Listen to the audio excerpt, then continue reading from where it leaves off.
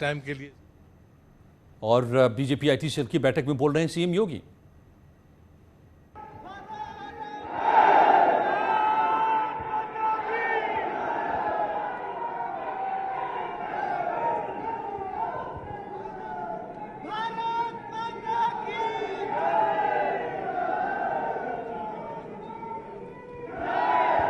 भारतीय जनता पार्टी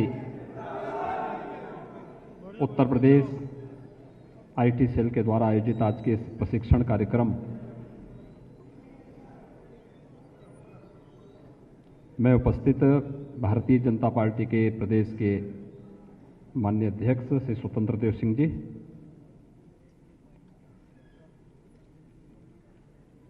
उत्तर प्रदेश सरकार में मेरे वरिष्ठ सहयोगी उप मुख्यमंत्री द्वय Shri Keshav Prasad Maurya ji, doctor Dinesh Sharma ji,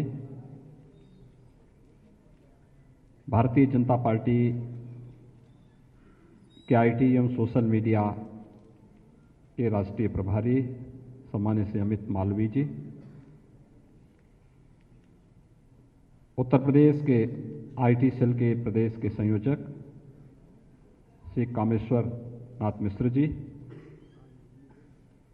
social media के प्रदेश के संयोजक श्री अंकित चंदेल जी और प्रदेश के कोने कोने से उपस्थित सभी हमारे युवा साथियों, मैं आपका और अमित मालवीय जी का और इस पूरी टीम का हृदय से स्वागत करता हूं, अभिनंदन करता हूं।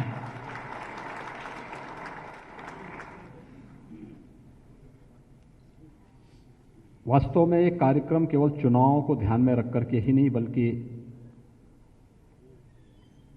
हमारी नियमित दिनचर्या का एक हिस्सा होना चाहिए। समय बदल चुका है।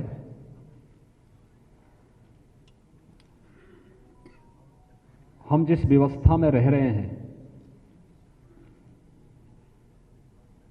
वह लोकतांत्रिक व्यवस्था है। लोकतांत्रिक व्यवस्था में लोकतंत्र के हर एक स्तंभ का अपना योगदान है।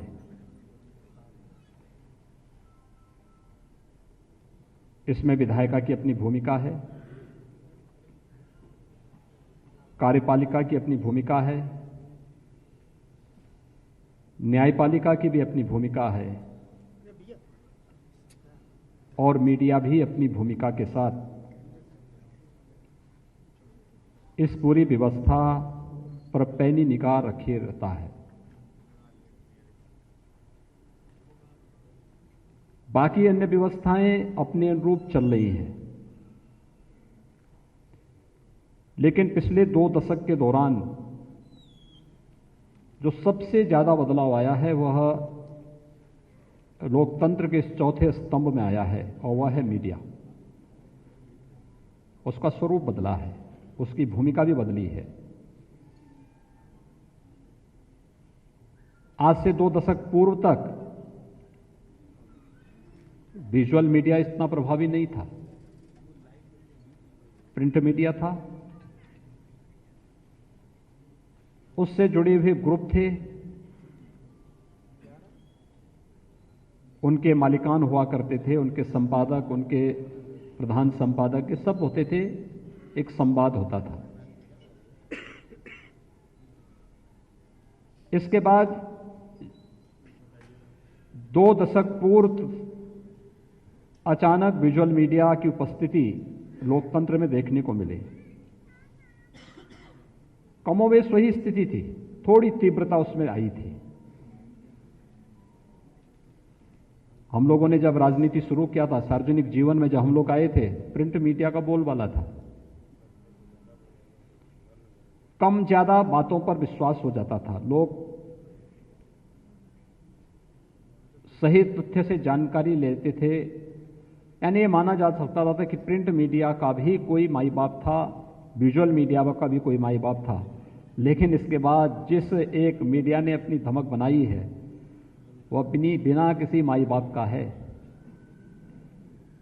उस पर किसी का नियंत्रण नहीं है। अगर आप अलर्ट नहीं है, अगर आपकी पहले से तैयारी नहीं है, तो आप मीडिया ट्रायल का विषय बन जाएंगे, और यही होता है।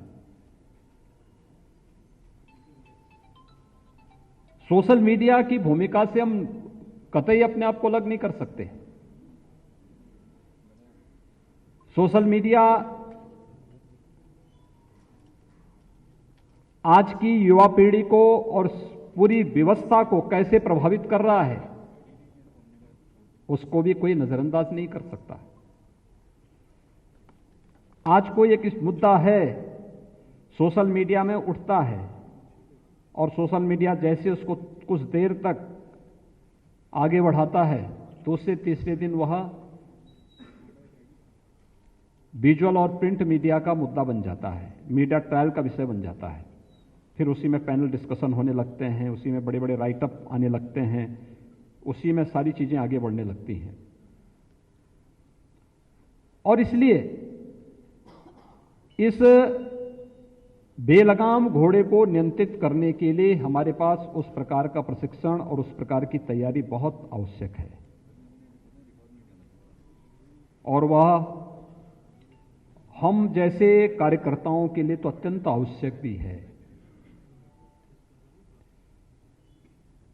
मैं पिछले 3-4 वर्षों से देख रहा हूं, और 2014 के बाद से आदरणीय मोदी जी जब से देश के प्रधानमंत्री बने हैं, हम लोग देखते हैं अनावश्यक मुद्दों को मुद्दा बनाया जाता है, और ये मुद्दों की तिथि और उनका कौन सा ऐसा अवसर होता है जब भारत सरकार अपनी किसी एक बड़ी उपलब्धि या किसी बड़ी घोषणा के साथ सामने आ रही हो,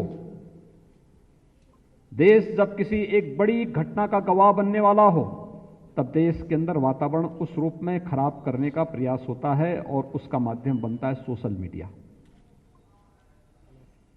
सोशल मीडिया से फिर अन्य स्थानों पर उसे प्रेषित किया जाता है, फिर वह उसका एक मुद्दा बन जाता है, मुख्य मुद्दे से लोगों का ध्यान भटकाने की दिशा से। ये सब कार्यक्रम इस प्रकार के षड्यंत्र रचे जा रहे हैं। उत्तर प्रदेश के अंदर भी विगत 4-4.5 वर्षों से हम लोग यही देख रहे हैं। अभी हाल ही में आपने देखा होगा, देश की संसद का सत्र प्रारंभ होने वाला था। संसद सत्र प्रारंभ होने के ठीक एक दिन पहले वाशिंगटन पोस्ट और अन्य कुछ ऐसे दुनिया के मीडिया ग्रुप में एक मुद्दा उछलता है, और पेगासस का वो मुद्दा फिर किस कदर तक देश की पूरी संसद को बाधित कर देता है।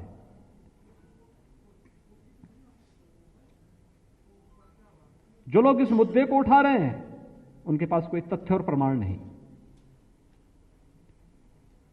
लेकिन बिना किसी तथ्य और प्रमाण के किसी ने उछाल दिया, उसी को मुद्दा बना करके मीडिया में, print media, visual media, social media, digital media, इन सब में उसका मुद्दा बना करके फिर उसको उछालने का प्रयास करके देश की संसद का बहुमूल्य समय बाधित किया जा रहा है।